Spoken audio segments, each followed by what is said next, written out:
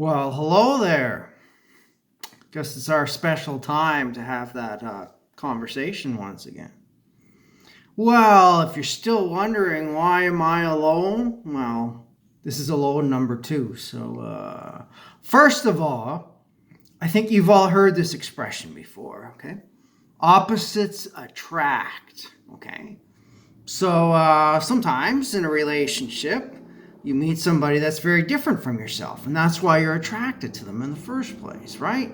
So, for example, one person is very compassionate. Well, then maybe they're attracted to somebody who's not very compassionate. Maybe one person is a giver, and the other person is a taker, and they are attracted to each other. And there's numerous reasons why. It could be that one had a parent that was emotionally unavailable, and they meet somebody who's unavailable, and they want to go back in time and sort of relive this relationship with their unemotional and unemotionally available parent, and make it right this time around. Could be either gender that does this. Well, boy, that's tough, but that's one reason why opposites attract, okay? Now, if one person is a giver and the other person is a taker, at first that seems like it could work out, right? Like, I can remember a long time ago I met a woman and she said, "Oh, Peter, you're such a giving person. You just give of yourself." I remember I felt like saying, "Wow, this could work out really good because, I like giving and you like taking. So, there's some practical application here. We both get to fulfill the role that suits us, We both get to be who we really are." And of course, I was young and naive enough to think that works. It doesn't work, I'm afraid, but it feels like it's going to work that way. Now, if two takers meet each other, that's not going to work, right? If one gives more and one takes more, that can balance out. But if it's two takers, unless maybe they're Bonnie and Clyde, that's not going to work out. But with Bonnie and Clyde, it did work out because, they're both takers. They were living in the Old West, and they robbed banks and they robbed trains, and they did it together, right? So they're both takers. I can just imagine them talking at night somewhere, with their cowboy hats and their 6 guns on their sides, and saying things like, "I love you." "No, I love you." "Well, I love you more." "Well, actually, dear, you know what? We both robbed the train together today, so we both met each other's needs, and we're practicing equal commitment in this relationship." So I guess that could work, but not everybody's Bonnie and Clyde. So I guess two takers, probably not going to work, right?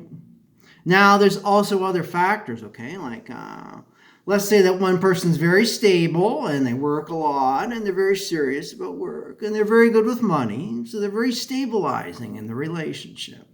The other person's very different. Maybe the woman is an accountant and the guy is a struggling musician.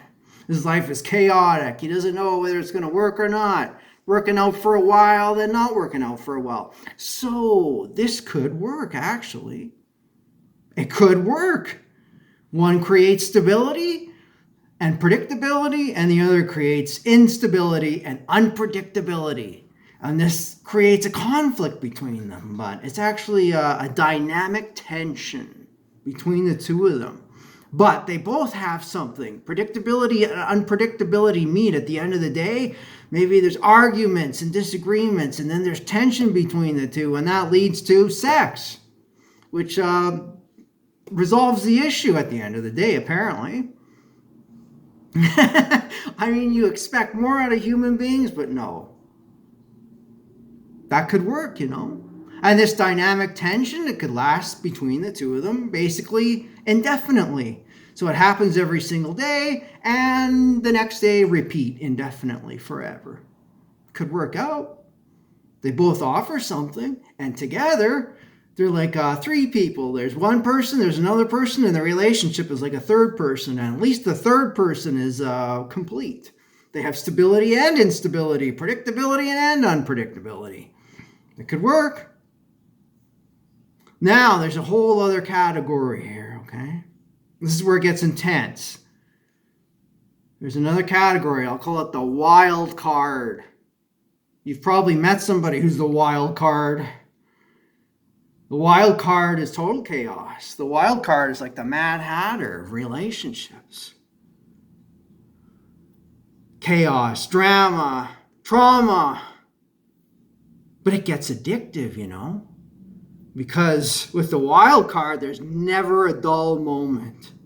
But there may never be a happy moment either. But you get addicted to that adrenaline rush and chaos. Turns you on emotionally.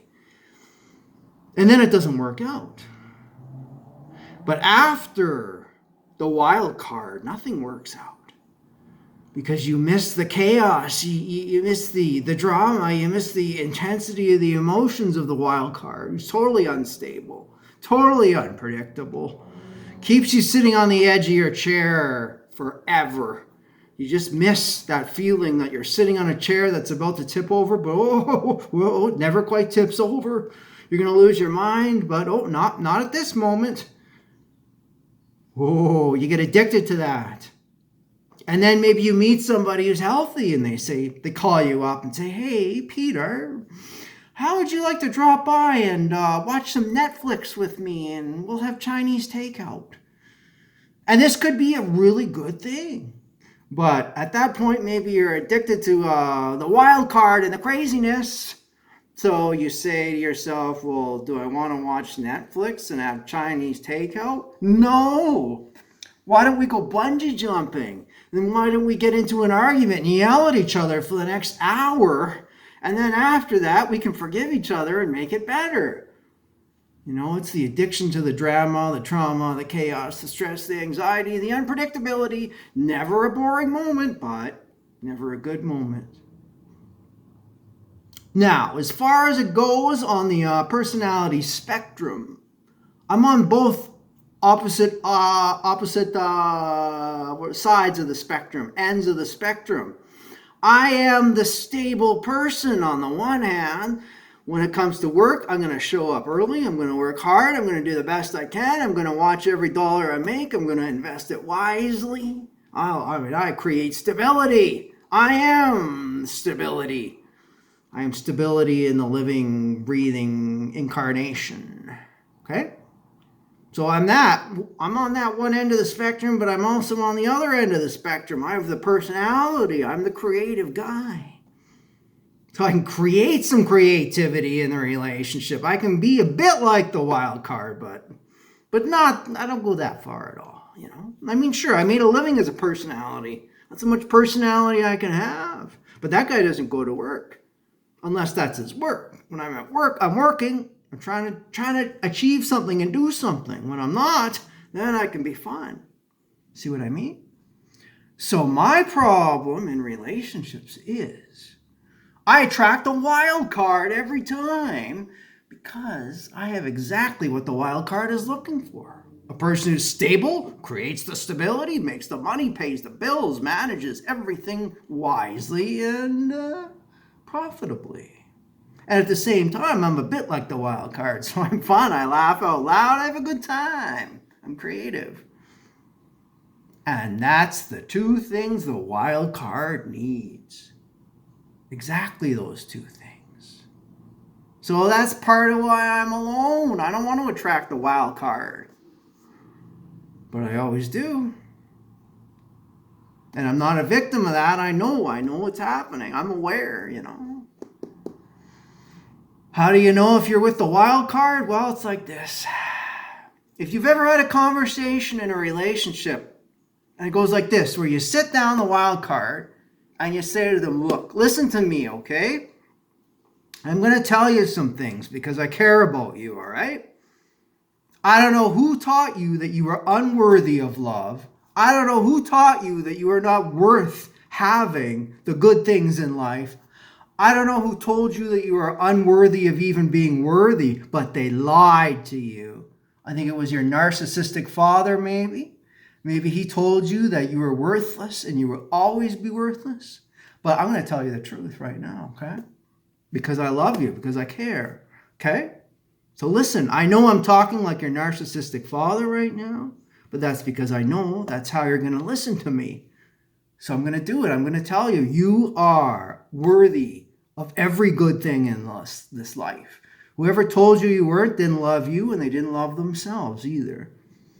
So I'm trying to tell you that you don't have to believe that you are worthy of being loved. You always were, you are right now, and you always will be. I know you don't believe it, but I'm not asking you to try to believe it. I'm telling you, it is true. It always was true, it is true now, and it always will be true, okay? You don't have to believe it, you don't have to try and force yourself, but let yourself know and understand you are worthy of love, and you always will be. That's how I feel about you. Just let yourself believe it, and the feelings will follow. It is true. It always was true. Okay? So, if you've ever had to have an emotional conversation with somebody like that, that's the wild card right there. They need a father figure. I'm not saying that, it's hopeless or anything, but the wild card does not love themselves, and they struggle to love anybody else. And, man, there are things that they needed to feel and they needed to hear when they were young, and they didn't. That's usually why the wild card is a wild card. So, I don't want to go through that kind of relationship. Like I say, that's what I attract. When I was very young, I was in doing comedy. I was surrounded by the wild card. I mean, show business is just wild cards all around, But I find it very easy to be alone. And being alone, if it's easy for you, then you can look at the circumstances and you can say to yourself, I can see clearly now, and I can make good decisions from this vantage point of being alone. And honestly, it's not that bad, So, I hope this helps to make things a little bit clearer, I have just the right personality to attract the most difficult people. Okay. Thanks for your time. You can see Madonna the cat there in the background, maybe? Oh, you can't really see her. She's on the couch there. Anyways, nice seeing you. Bye.